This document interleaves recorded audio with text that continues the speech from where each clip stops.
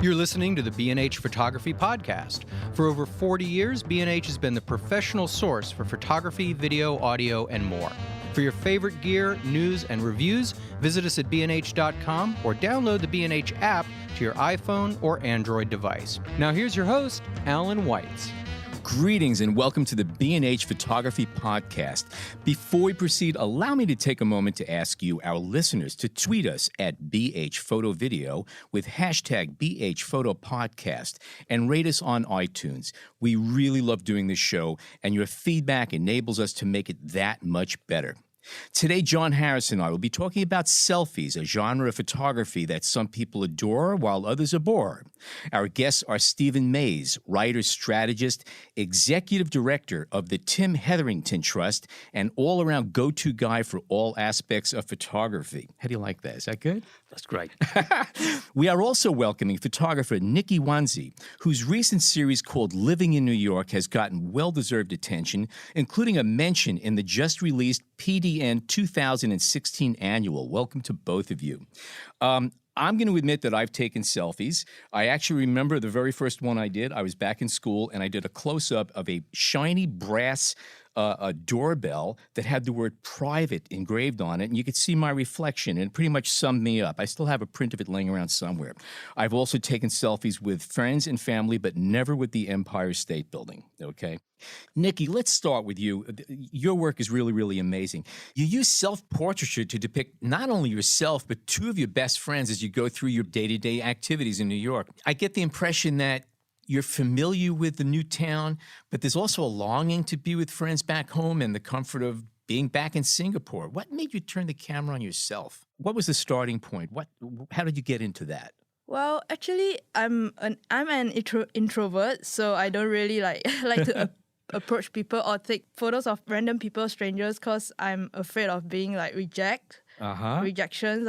People might come in front of me and say, "Hey, why do you take my photo? Hey, just delete it off." So I need to do a project. Why not use myself as a subject, documenting myself in New York City, since I'm new here and there's a lot of things to explore. I have two best friends in Singapore, and we used to try go and play a lot, eat dinner, play basketball, travel a lot. So I decided to use them as my subject as well. But of course, I can't fly them over, so I decided to use myself to act as them. Stand-ins. Have they seen the photos? Yeah, they did. Yeah, and what did they say? They are very happy with it, and they say they are very touched that I use them as a subject as well. Did they recognize themselves in a way? Yeah, they kind of. They know that because each character in the photos are very distinctive. Three of us, although we stick together as a unit, but three of us, the characters is so different. And how did you feel when you kind of took on their roles? Did you feel like you were just a statue standing in that place, or did you actually kind of start to feel like you were taking on their personalities? Well, I feel like I really feel like them at all. I try to make myself go into their shoes, really be like them, and what would they react when something happened and stuff like that. So actually, the photos in the series took quite a while to shoot it. Oh yeah? Yeah. And can you talk a little bit about the technique that you use? I'm really curious. Yeah. Yes. Well, the technique actually, when I found a spot that I really want to shoot, so I put my camera on the tripod, frame it, and then I'll just go into the frame and then set on timer, and then shoot. I'll be myself first, and then the next scene I will be my friend, which is standing at the other side, and then the next scene I will be another friend standing at the other side. So I'm basically framing myself, and I know who should stand where, who should be where, what stuff they are doing, reaction, emotions, stuff like that. And then after that, got the images, go into the Photoshop, and composite them into one photos. That's how it's done. What camera gear are you using? Just curious, because you're not using a phone, that's for sure. Of course not. I'm actually using a Canon 5D Mark III. No lights, using natural light. So it's very simple setup. Yeah. I wanted to just get back to your point about documenting the world around you and interacting with people. Is that something that you are trying to get over? Is that something that you're working to? Because I think every photographer goes through that. At least people who are interested in street photography and news and documentary, they have to find that way to Break through the wall. break through the wall, break the ice, Yeah. and not worry about necessarily what other people will be saying and thinking.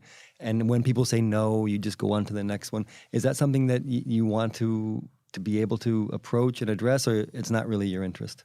Well, I mean, in future, I would want to do like commercial photography or fashion, like something. I want to shoot something like beautiful, like Gregory Crewdson is one of my very big influencers.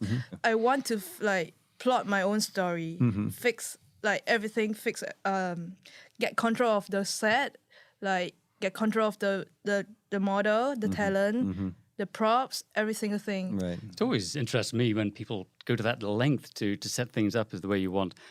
How do you feel when people respond to it in different ways? I mean, because obviously you have an idea, a very clear idea of what you're trying to establish, and you're controlling every element, but you can't control how people read it. What kind of reactions do you get? Well, I mean, some people might not understand how I do photography. Like some people might not understand the story behind, and then they will just say that, oh, it's just a nice photo.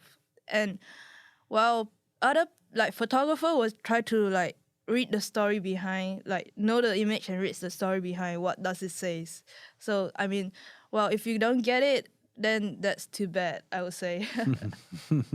Yeah. And do you feel that the photos are successful as a self-portrait, as showing something from deep inside or something of yourself?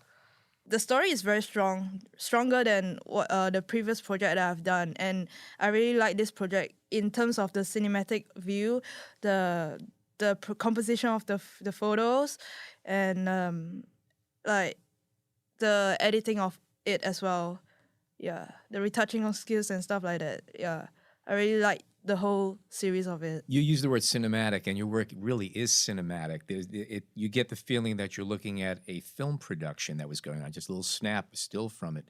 And the storyline is, even if, it's really funny, it doesn't matter what other people think of what the storyline is, because I think one of the weirdest things is if you ever had an exhibition of your work and you stand off to the side and listen to what people are saying about your work, you just have to crack up, because everyone interprets it differently. Yes. But I know I personally look at your work and I'm just seeing all of these scenes. I love looking through them and everything in the background, not just you and what the multiples of you, but the way things are set up. There's a great depth and dynamic to them. There really is. Thank you. And are you surprised by the attention that this series has gotten? Yes, I do actually. I thought, like, you know, as a student, this is my very first work. I didn't know that it's gonna be so big up. Like to go on an award is really a very big thing for me, and it's like a small step up to, you know, another level of like photography, and it also gives me like a little bit of pressure if I don't give up, like if I don't do more work, like produce more good work, I will be like, you know, very stagnant and down, and it will be back to zero again. But here's a question. I mean, you say you're an introvert, and I understand that, why you don't want to approach people, and yet you're creating a profile for yourself by exposing yourself in the most intimate possible way. And I wonder whether that profile that you're revealing, is that really you, or is that some kind of facade or an act which you're putting out as an introvert to hide behind, or is that really you? Well, I mean, it's really me question. doing stuff like that. Like, although I'm introvert, but I'm not those extreme kind that I don't really like. I really stay at home, don't go out and stuff like that. It's just that I don't like to approach people. Yeah, that's the thing. And I mean, I don't mind people to know my side of me. So I mean, actually, I didn't really think of so far that this series would go out to like get everyone's attention of like in this industry. And at this point now, do you think that as you continue to make pictures, does it now become more like a performance than a self-exploration? Yeah, I would say that it's a performance instead of self-explorations. Yeah, it's more like I want to, like, I have a story in my mind, and I tend to, you know, try to make it out visually to let people to read it visually. Yeah. And do you shoot selfies? I do selfies, Yeah. but in much more of like, a relaxed way. Mm-hmm. Like you say, self-portrait is like, for me, self-portrait, I feel that I have to plot and plan everything and think of a storyline and plan where should I stand and my props, what should I put in and stuff like that. Well, selfie is much more of a relaxing way. Like, oh, I'm at this city, I'm at this place, I take a selfie and send it to my friend. It's very different from self-portrait. Like, self-portrait needs more effort in planning. Well, selfie is much more of a, okay, this place is nice, I should take a selfie and send it to my parents or relative or friends. I'm looking at your Instagram feed here, and I'm noticing that you have a selfie face. Yes, that you I do. Can you?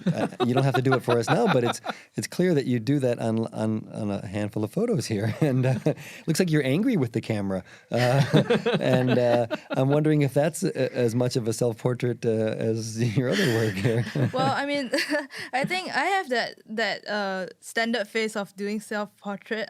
Not self-portrait, but selfie, I would say.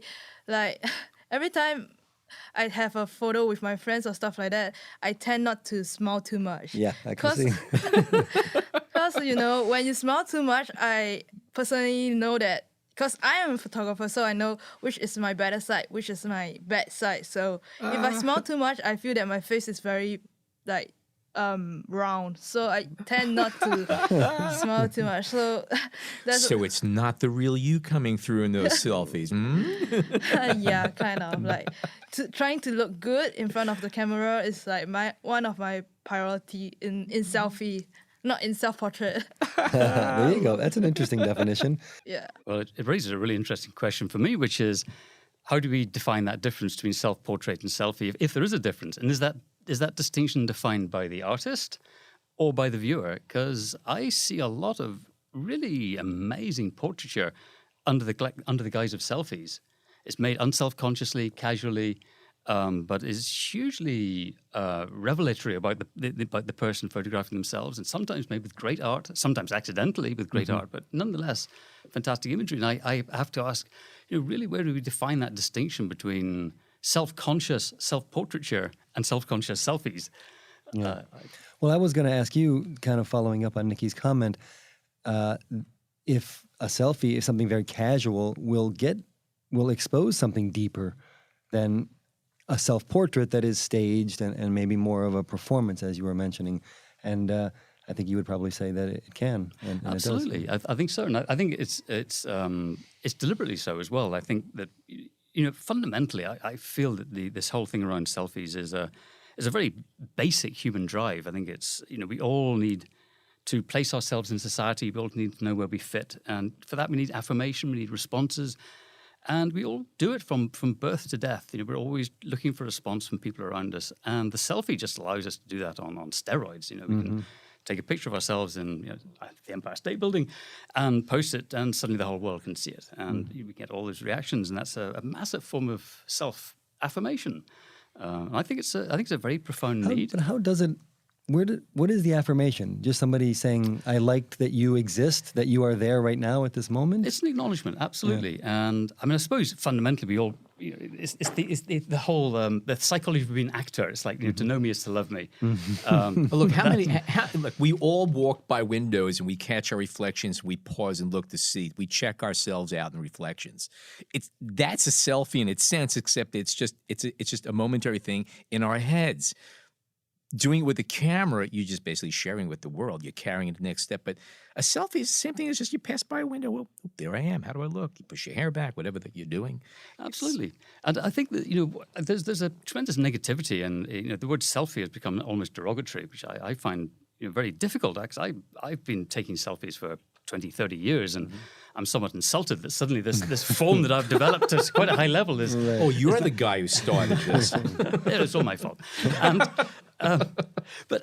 people apply all these terms like narcissism to it, and I get very worked up about that. I have a training in psychology, and people need to look up the word narcissist online and just check out what is narcissism, because it's a quite distinct psychological condition, and it does not reflect at all this need to affirm oneself and to and indeed to observe oneself. I mean, also from my psychological background, I know that we all perform differently when we believe we're being observed, and that includes observing ourselves. People, you simply put a mirror in front of people and ask them to do a task, they'll do it differently. Right. Oh, yeah. So this notion of watching ourselves is very deep, it's very profound, and I object to it being cast as a negative thing. It's something we all do in different ways, and the shop window is a great example. That's one of the things I wanted to get to. Where do you align a selfie then? I mean, if it's not a self-portrait, which of course it is to some degree, is it a variation of looking in the mirror when we test our looks and we make an expression this way, or we look at our muscles, whatever it is that we're doing? You do that too? We all do it, right? I mean, is it closer to that? Is it closer to the photo booth, or even as you mentioned, you're at this place, so you want to let people know you are, to the postcards I used to send postcards all the time. So what is a selfie? What is it aligned with? Well, I think this comes back to the question I was asking Nicky earlier, which is how do people react to it? Because we might think it's a picture of ourselves, but other people may read it as something completely other. They might read it as a geographical reference, or they might see it as a sociological reference, or people will read those images in whatever way they choose, and the fact that I make myself the subject of it doesn't make me the subject of it. My intention doesn't necessarily transfer into how people read it. So the definition of a selfie, I think it's completely arbitrary. I think the arbitrary definition also extends to self-portrait. I think of Vivian Maier. Mm-hmm. At what point did she turn from being a maker of selfies into being an artist? Mm-hmm. And it wasn't until quite a long time after she died, in fact. Yeah. And other people imposed that on her, rightfully so, I would say. But if one observed her behavior in Chicago all those years ago, taking pictures of herself in shop windows and in reflections, selfies, I don't know. To me, it's in doing some research for this, her name came up time and time again, and to me, it's just so surprising how much attention she's gotten in general, and how now she's so closely affiliated with this idea of self-portraiture. And needless to say, there are many photographers out there doing things. And I looked, for me, it's Lee Friedlander. He's the person that when I first started looking at work, to say, wow, he's experimenting with this idea in a way that I really like. And but she's become the go-to person for that. That's right. I mean, in point of fact, it's very hard to find an artist who has not made selfies. Exactly. In pretty much any format. I mean, obviously photography, but I don't know many sculptors have done selfies, but it's very common for painters as well. I mean, artists are conscious of we are conscious of ourselves in the world, and it's perfectly natural to position ourselves and to reflect on who we are and where we stand. Well, I think, like Nicky said too, we have, or she kind of hinted at, we have two choices, right? As an artist, the world around you and yourself, so choose one or the other and then go for it, and in your case, not wanting to kind of interact at a certain level, you chose yourself, a much easier subject. do you consider your work to be selfies? Because I look at it, there's pictures of you. You are the photographer and you are all of the subjects in it. But I don't really get selfie from that. To me, it's sort of like Cindy Sherman. It's not, you're not looking at her. You're looking at the character she's creating. Do you feel that they're selfies, or are they just photo illustrations that you happen to be in? Well, I don't think they are selfies. Like, selfies to me is much more casual thing, as I said. Okay. Like, this series, I have to plan, I have to plot, and, to make everything into what I want I would consider it as self-portrait instead. Like, you have your idea, you want to make this idea work and make this art piece like what you intend to be look like. I would say, cosplay thing, like in Japan, like they try to be into that character and take photo of it. Yeah. And when you're taking your pictures, do you feel you're playing a character, or do you feel yourself? Well, I mean, there's 3 characters, and one of Right. it is myself. So I did have to play myself, and the other 2 characters is my friends. So Right. I have to play their part as well. But when you're playing you, well, actually, which one is you in those photos? I'd like to know. I was thinking the same thing. Well, I mean, yeah, like it's for my friends, they will know which one is me because of my Oh, yeah? my characters. Like Like the one in the bedroom, the one sleeping is me because I always wake up very late. I'm not Okay. a morning person. So just for the listener, we're looking at one of her photos where there's the three characters in the bathroom. One is popping her head out of the shower, one is brushing her teeth, and one is on her iPad on the toilet. That's you? no, that's No, my friend. That's your 'cause- friend. yeah. Okay. Which one is you? The one in the bathroom. In Like the shower. In the shower, Okay. yes. Right, I got you. All right. Cool. We're going to take a short break, and we're going to come back with more about selfies with Stephen and Nicky. We hope you're enjoying this edition of the B&H Photography Podcast. Send us a tweet at BH Photo Video, hashtag BH Photo Podcast. We are back. John, you had a question you want to ask. I did. I wanted to follow up with Stephen about this negativity that is attributed to selfies and where you think that comes from. I'm unsure where it comes from. I wonder whether there's an element of envy in it, that people get more exposure than I do. I really don't understand. I think there's the prevalence of it has overwhelmed people. That it's really emerged, very fast, and people assume that because a lot of it must be bad. And I find that a lot in photography in general. There's this anxiety about quantity that as soon as there's a lot of photography, people go, well, there goes the quality. We can't really filter. We don't know where we are anymore. But of course, the negativity around the selfie is much more widespread. I mean, it's not just among the photo community. People in general just sort of sniff at the selfie, while often making selfies themselves. I don't understand the negativity at all, I'm afraid. Interesting. Yeah, I've been trying to think about it, and a couple of my notes were this idea that we're pointing the camera on ourselves, and this general anyone who's too self-absorbed, gets derided. But I tend to agree with you that we're exploring a new territory with social media and the ease with which we can take pictures, and that is a transition time, and where we're going to go with it, I'm not sure. I think I can see certain circumstances where people can react against it. I mean, there's this phenomenon which you see now of people as they approach a celebrity, turning their back to the celebrity to take a selfie. So they're creating this little fiction of them, on the street or on wherever it is on the red carpet with a famous person.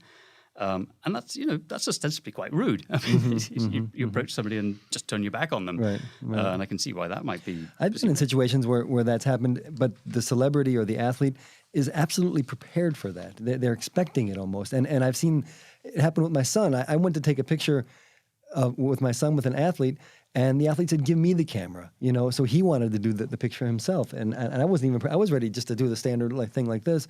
So quickly, younger people, younger than myself, I think, and maybe Nicky can speak to it a little bit, have adapted this form immediately, and there's no issues. I mean, my daughter has no problems with selfies. Her friends send selfies back and forth 20 times a day, you know? There's all sorts of twists on this. I mean, Michael Stipe of REM tells a story where he was in Austin, and the guy next to him turns to him, hands him a camera, and asks Stipe to take a picture of him. Absolutely, yeah. And it turns out to be Jeff Harris, and Jeff Harris is an artist who's famous for doing self-portraits. So he wasn't looking for a portrait with Stipe. He just wanted this guy next to him, who happened to be Jeff Stipe, Michael Stipe, Michael Stipe.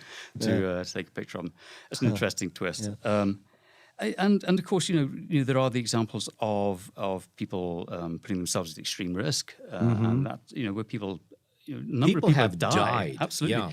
And in fact, when you go online, you find there's a whole genre now of like snuff selfies of this picture made moments before they died, And you can't resist stopping what we're doing to look at those pictures. That's right. And some of it you get very judgmental because you see there's pictures of people on motorbikes doing 100, doing a selfie, and moments later they're dead, and you go, well, Yeah. really. Well, there's a couple of them when I go through my Instagram feed. There are one or two photographers, I'm calling photographers, that pop up, and all they do is selfies, but they're all the camera, the phone is being held up above eye level, and they're looking at them, and the backgrounds are not interesting, and they're really all the same. It's just pictures of the person, but I don't really. And it's endless too, and I think we're talking about why people have gripes about selfies. Personally, I think they could be a lot of fun and in a lot of different ways, but what gets me is that today's a beautiful day, and if you take a walk down 34th Street towards Macy's or anywhere Broadway, Fifth Avenue, you'll need a machete to get through the selfie sticks. Oh, be fair. New York is a great place to visit. And I have tremendous sympathy for tourists. I mean, we're all tourists at some point in our lives. And I see people are going around New York with their selfie sticks. And I think, fantastic. They're having a great time. And why wouldn't you? I would too. In fact, I do, actually. You got it with you. Well, I wrote an article on selfie sticks about a year ago here, and the hate just poured out. I mean, to the point of, I will never shop at B&H again now that you've sunk so low to sell selfie sticks and things like that. How interesting. Yeah. No. And did people say why they object so much? Well, there was the comment about, they're in their way, they're annoying, those kind of things. But no, they didn't. But I always just kind of tied it to this idea of the selfie and that's not real photography and this attitude, which is hard to understand. There's another curious twist, which is, in fact, I've always found throughout my career that the more personal, the more intimate a picture is, the more it speaks to people. And I found that in stock photography, where obviously the objective is to make these generic images of almost cut out stereotypes. In point of fact, the most successful stock pictures are the ones that are the most personal, that really identify the most idiosyncratic personal behaviors. Same in journalism, same in fashion, same in art particularly, of course. That the more personal you get, even though each of us has our own very personal quirks and things, we all recognize that we have quirks, and we recognize that the quirk that you exhibit is equivalent to my quirk, although it might actually be different. We have those same behaviors. So I've always found that one of the things that I find curious about that negativity about selfies is, in fact, they do speak, and Nicky's pictures are not just about Nicky. I mean, they speak about an experience. I mean, we recognize that, and I understand what you're talking about. And you're photographing yourself, and through that you speak to me about your experience. I think I want to mention something about that, but I'm going to come back to that later and say this. A lot of selfies now, though, you'll see they're losing this idiosyncrasy. They're trying to copy someone else's, a celebrity selfie, or as Alan was saying, they're kind of the same thing over and over again. There's a posed face, everyone knows the duck face now, and so are they intimate? Are they, or we just need to find the ones that are intimate, and then they cross over to being a self-portrait? Well, I think that inevitably a lot of people picking up a phone are not skilled photographers and are not practiced, and they'll mimic and they'll copy. And I find that if that's your way into a creative expression, self-expression, I think that's fine. And then inevitably some of those turn out to be genius and remarkable. I think, by the way, there is a distinction between that general selfie of here I am, this is what I'm doing, and selfies made for a very specific purpose. And you think about dating sites, for example, and such like, where people are making self-portraits or selfies, however you describe them, but with a very specific intent. And that's kind of interesting. And that's where I see a lot of creativity. I keep a collection, actually, of pictures of self-portraits I find online of people. Just amazing, amazing, amazing. And some of them very deliberately are, sculpted and created images. And some of them pretty obviously random luck, but nonetheless extraordinary images. But I think that notion of making pictures of oneself for a purpose is somewhat different from, and I think there's all these different nuances of different types. Something that stands out in my mind is that about a year ago, I saw something in one of the online things.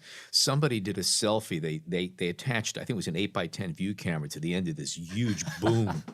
And just to be able to do that, and it was really kind of funny and wonderful that there were pictures of them trying to do this. Try lifting an 8x10 camera that's 10 feet out, and then doing it. But to me, that's brilliant, okay? And for that alone, it was worth it. Well, I think something I wanted to mention earlier about this negativity, and maybe this comes more from the photographers, and it's the fact that a selfie, if it becomes a self-portrait, they're so easy to make. And a lot of photographers, especially now with digital photography being relatively easy, they get upset, if it's not hard, if there's not a process, Although I must say, having made pictures of myself for dating sites myself, I find those the hardest pictures I do. I mean, I struggle with those enormously. I mean, they're really, really tough. Well, I read, when you're reading about people putting a selfie and like, oh, I took this shot 30 times just to get it right. And you realize it's just a simple shot in the mirror of them, but they did it over and over and over and over again to get the expression right, or, the angle of the light. And well, it's kind of like what Nicky was saying. You got into doing this because you have this wall about going, and by the way, I understand it. I have the same thing, going over to strangers.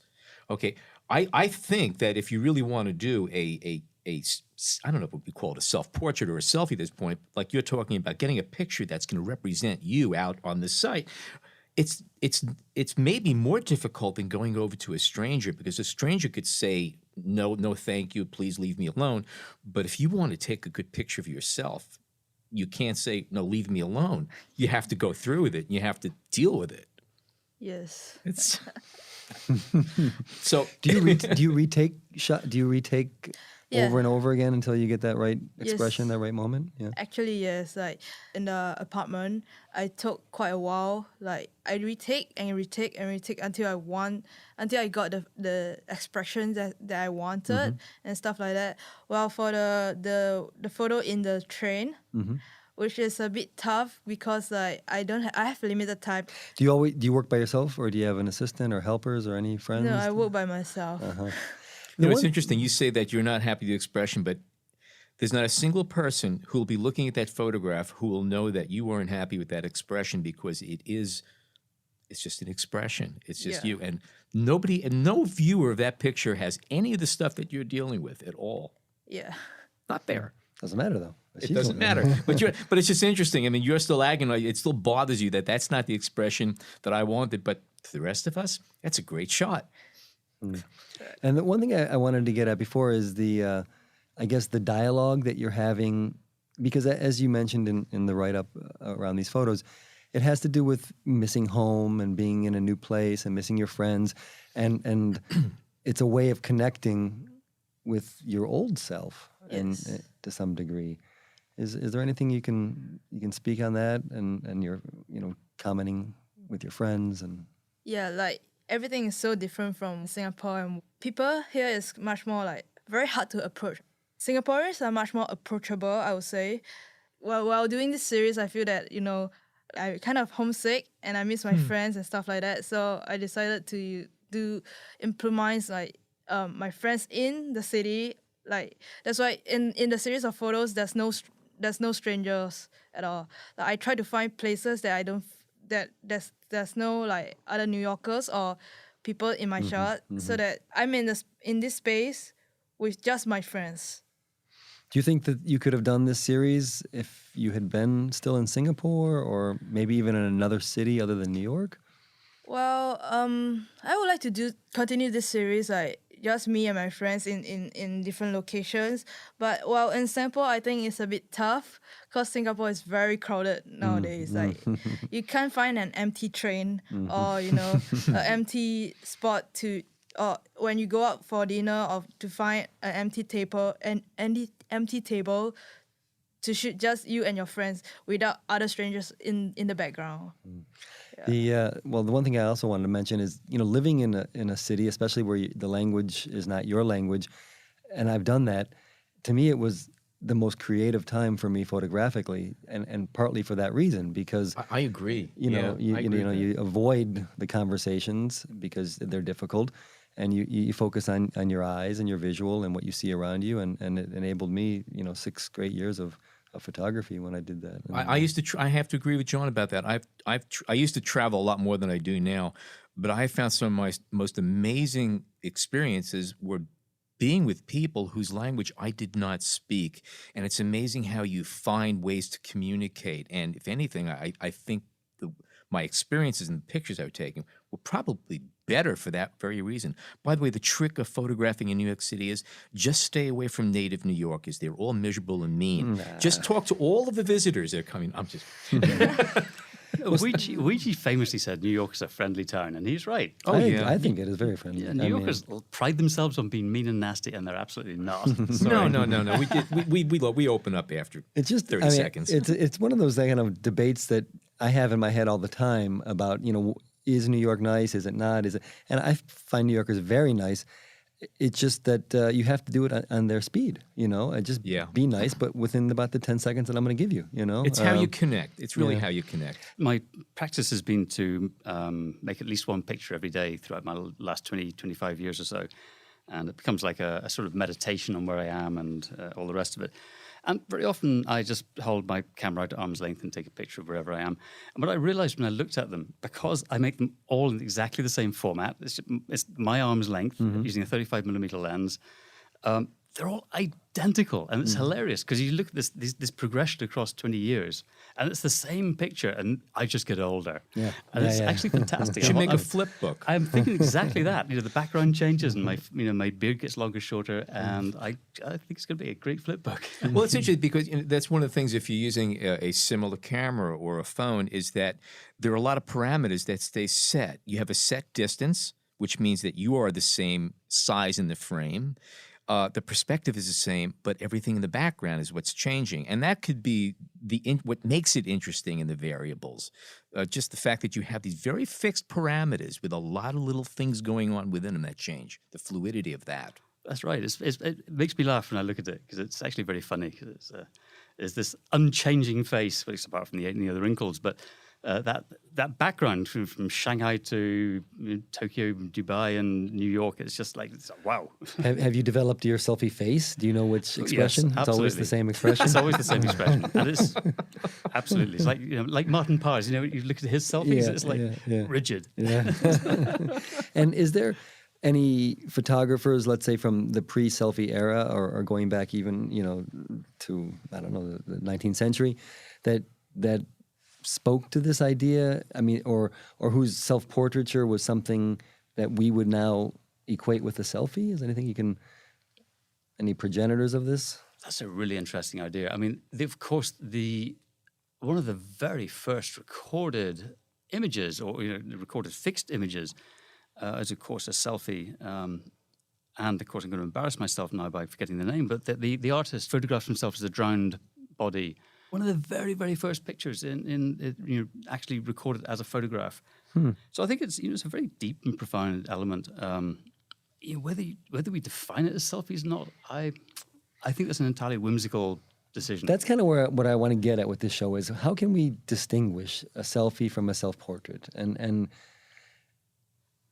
where do you draw that line? I mean, I threw out the idea of it's something that we share it. It's on social media, but that doesn't fit. That doesn't work. I mean, no, I don't know where the line is at all because Nicky talked about the casualness, and that can be an element. The attitude of where was your head the moment you did that? Because there's a spontaneity to a selfie. I believe that a self-portrait slows you down. Now you're contriving the image, whereas a selfie is a little bit more loosey-goosey. Is that fair to say? I'm not sure that it's fair at all because that casual snapshot, for want of a better word, can produce the most extraordinary art, and the most studied self-portrait can be ghastly.